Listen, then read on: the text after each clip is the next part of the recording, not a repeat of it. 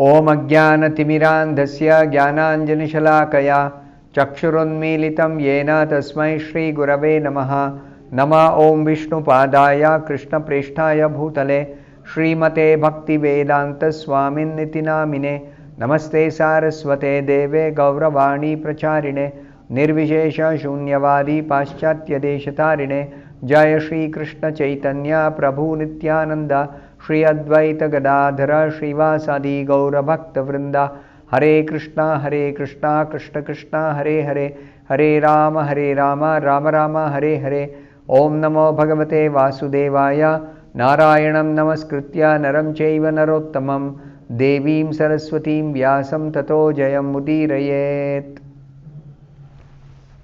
In this session, we will be discussing from the 11th verse of the 15th chapter of the first canto of Srimad Bhagavatam.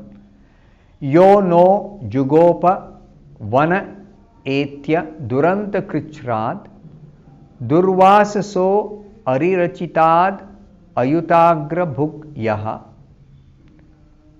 shakanna shishtam upayujyayatas trilokim triptam amamsta salile vinimagna sanghaha. The meaning of this verse is, during our exile, Durvasa Muni, who eats with his 10,000 disciples, intrigued with our enemies to put us in dangerous trouble. At that time, Lord Krishna, simply by accepting the remnants of food, saved us. By his accepting food thus, the assembly of Munis, while bathing in the river, felt sumptuously fed, and all the three worlds were also satisfied. This is a wonderful pastime of Krishna, described in detail in the Mahabharata, but just mentioned here by Arjuna. Arjuna is recollecting these wonderful incidents, all by Krishna's grace, how the Pandavas were saved. So many different instances are recollected by Arjuna. So it is described, Durvasa Muni, he was a very powerful mystic Brahmana, and he had performed a lot of austerities. So he had a lot of power, mystic power. And this Durvasa Muni, he was a partial incarnation of Lord Shiva. And when he was satisfied with somebody's service, he would do a lot of good to that person. But if he was dissatisfied, he could bring about the greatest calamity. Once it so happened that this Durvasa Muni was a guest at the house of Kunti's father. And Kunti was serving him as a young girl, and Durvasa Muni was satisfied with her, and he blessed her with the power to call any devata she desired in order to have a child. Now, Durvasa Muni could foresee that this Kunti, when she grows up, she will not be able to beget children through her husband Pandu. Therefore, Durvasa Muni blessed her in this way. And it turned out that Kunti could beget children only by calling upon some demigods, because she could not beget children through Pandu. So, this Durvasa Muni used to travel in space by his great mystic powers, and he could travel everywhere in the whole universe. Now, once he was a guest at the palace of Duryodhana in Hastinapura, and Duryodhana satisfied this Brahmana, Durvasa Muni, and this when Durvasa Muni was satisfied, Durvasa Muni wanted to give some benediction to Duryodhana. So Duryodhana knew that this Durvasa Muni has got a lot of mystic powers. So what did Duryodhana ask this Durvasa Muni? He requested that Durvasa Muni become a guest of Yudhishthira Maharaj, who was in exile at that time, that you become a guest of Yudhishthira and you should visit him only after Draupadi has finished her meals. At such a time, on such a day, you should visit the King Yudhishthira in exile. So Durvasa Muni agreed because he was very pleased with Duryodhana. Now Duryodhana's plan was that when Durvasa Muni visits Yudhishthira with 10,000 disciples, and that too after Draupadi has finished her meal, then how will Yudhishthira feed Durvasa Muni and his 10,000 disciples? Because the Pandavas during exile, they had been gifted with one special pot. That pot would give enough food to any number of people till Draupadi would take her meals. After that, the pot would not give any more food, not produce any more food. So when Durvasa Muni visited the camp of Yudhishthira in the forest as his guest, he visited after Draupadi had finished her meals. So Yudhishthira received this Durvasa Muni very nicely and requested the Muni to go to the nearby river and take bath and finish his noon duties and then come for lunch.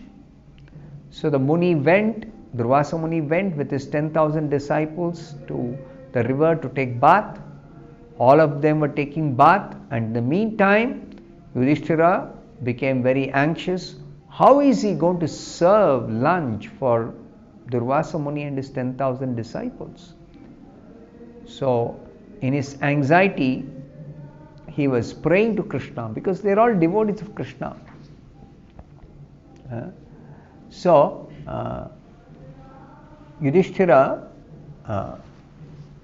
realized that Durvasa Muni has come after Draupadi has finished her meals. So how will they feed? In any case, Yudhishthira requested Draupadi to do something. Then Draupadi began to pray to Krishna. And Draupadi, when she prayed to Krishna, Krishna appeared in front of Draupadi. The Lord is very merciful to his devotees, especially to his devotees. So because Draupadi was in trouble, she was praying to the Lord, and Lord Krishna appeared. Then when Draupadi told Krishna about their dangerous situation, Krishna just requested Draupadi that you give me some food, then your problem is solved. So Draupadi, when she heard that Krishna is asking for some food, she felt very bad that she could not serve Krishna with any food, because she had finished her meals and there was nothing else in stock with her. So when she was unable to give any food to Krishna, she began to cry, as is natural for a woman who is in difficulty. But when she began to cry, Krishna called her and said, "Why don't you bring that pot which has been gifted by the sun god to you. Bring that pot now, immediately. So Draupadi brought that pot. The pot was empty. The pot was not having any food. So then Krishna examined very carefully. Inside the pot there was one small grain of foodstuff sticking to a corner of the pot. So Krishna picked up that small grain and ate it immediately. After Krishna had taken that one small grain remaining in the pot, he told Draupadi, now you can invite your guests and you can feed them. So on Krishna's instruction, Draupadi went to Yudhishthira and told him, now the guests can be invited. So Yudhishthira sent Bhima to the river to call Durvasa Muni and his 10,000 disciples to come for lunch. And meantime, what had happened, that the Durvasa Muni and his disciples were taking bath in the river and performing their religious duties. They began to feel completely satisfied. Completely satisfied. Their hunger was completely mitigated. That when Bhima came to invite them, Durvasa Muni thought, oh, Yudhishthira should have arranged a big feast, and I am feeling very much full. How can I do justice? I better don't go. I don't accept that invitation because I'm already feeling completely full in my stomach, in my belly, just by taking this bath. Though actually Durvasa Muni had not taken his meals at all that day, but still he began to feel full.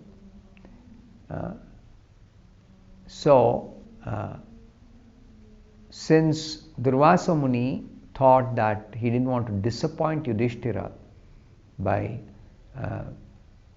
refusing outright the lunch, so he quietly went away from that place without going to Yudhishthira's camp. He and his disciples all felt completely full and they went away. Now, how is it that without eating anything, actually the 10,000 disciples of Durvasa Muni and Durvasa Muni himself began to feel full? It is because Yasmin tushte jagat tushtihi. When Krishna is satisfied, everyone is satisfied. When Krishna's hunger is mitigated, everyone's hunger is mitigated. Because Krishna is the center and everyone else is his part, his amsha. He is a complete whole. So, this incident proves that a householder must always offer food to the Lord, and in that way a householder will be able to satisfy or please anybody, any number of guests, including guests numbering 10,000, which Durvasa Muni used to travel with.